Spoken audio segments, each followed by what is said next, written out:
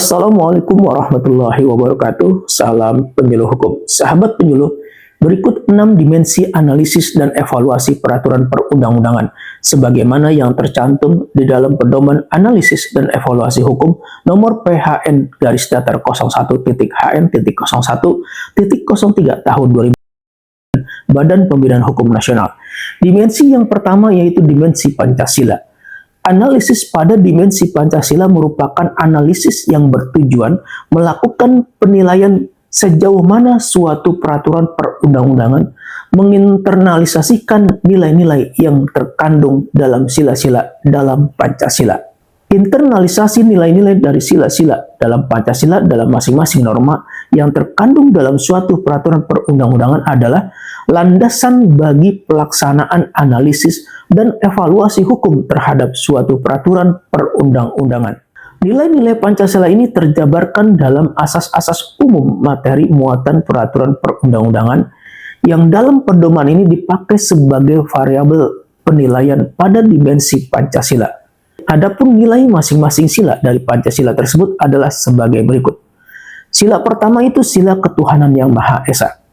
Hanya mengakui keberadaan pemeluk agama atau percaya dan takwa kepada Tuhan yang Maha Esa atau menganut kepercayaan tidak mengakui penganut ateis. Adanya jaminan penghormatan bagi kepentingan masing-masing pemeluk agama dan penganut kepercayaan. Adanya jaminan tidak ada pemaksaan atas suatu agama atau kepercayaan. Mengedepankan prinsip kebenaran, keadilan, kebaikan, kejujuran, persaudaraan, kesucian, keindahan. Kemudian sila kedua itu sila kemanusiaan yang adil dan beradab. Adanya pengakuan persamaan derajat, hak, dan kewajiban sesama warga negara. Adanya jaminan terhadap pemajuan HAM. Adanya jaminan terhadap pemajuan sikap tenggang rasa. Adanya jaminan terhadap pemajuan saling menghormati dan kerjasama dengan bangsa lain. Kemudian sila ketiga yaitu sila persatuan Indonesia. Adanya jaminan penempatan persatuan, kesatuan, keselamatan bangsa dan negara di atas kepentingan pribadi dan golongan. Terkandung nilai yang mengembangkan rasa cinta tanah air dan bangsa. Terkandung semangat dalam rangka memelihara ketertiban dunia yang berdasarkan kemerdekaan, perdamaian abadi, dan keadilan sosial. Terkandung nilai persatuan Indonesia dan Bhinneka Tunggal Ika. Kemudian sila keempat yaitu sila kerakyatan yang dipimpin oleh hikmah, kebijaksanaan dalam pemusyawaratan perwakilan. Mengandung keseimbangan antara hak dan kewajiban. Mengandung nilai yang mengutamakan musyawarah dalam mengambil keputusan untuk hal yang menyangkut kehidupan bersama. Mengandung nilai yang mewajibkan tanggung jawab atas keputusan atau hasil musyawarah. Mengandung nilai yang mewajibkan tanggung jawab dalam pelaksanaan tugas dan jabatan. Kemudian sila yang kelima yaitu sila keadilan sosial bagi seluruh rakyat Indonesia. Mengandung nilai yang memajukan usaha bersama dan semangat saling menolong.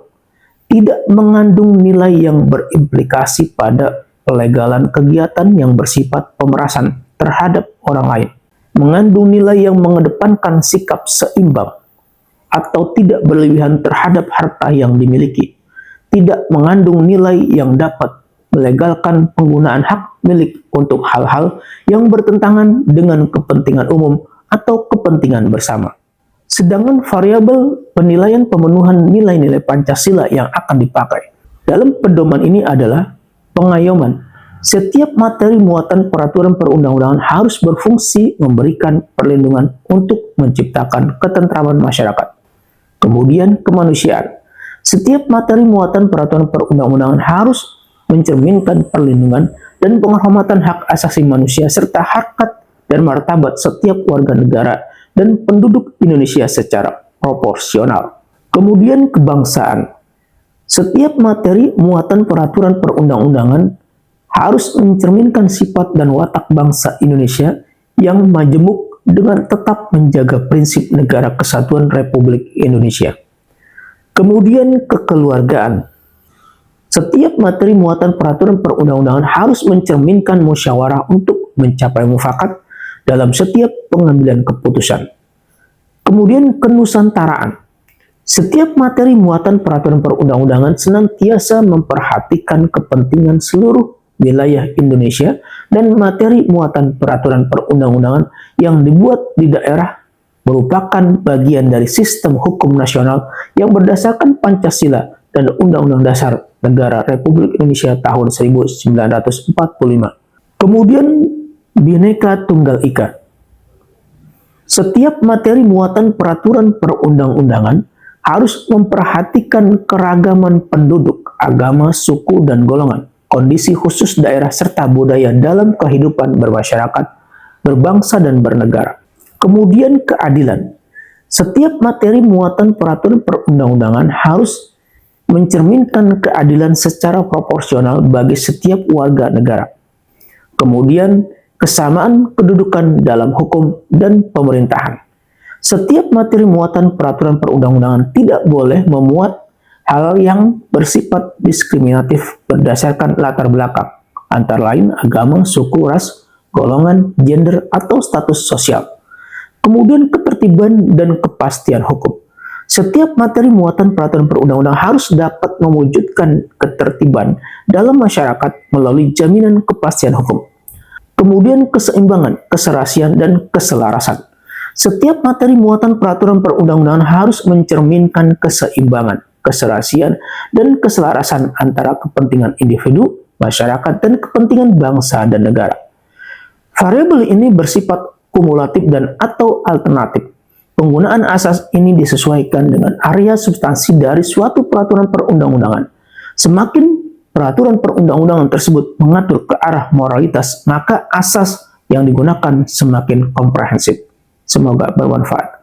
Wassalamualaikum warahmatullahi wabarakatuh.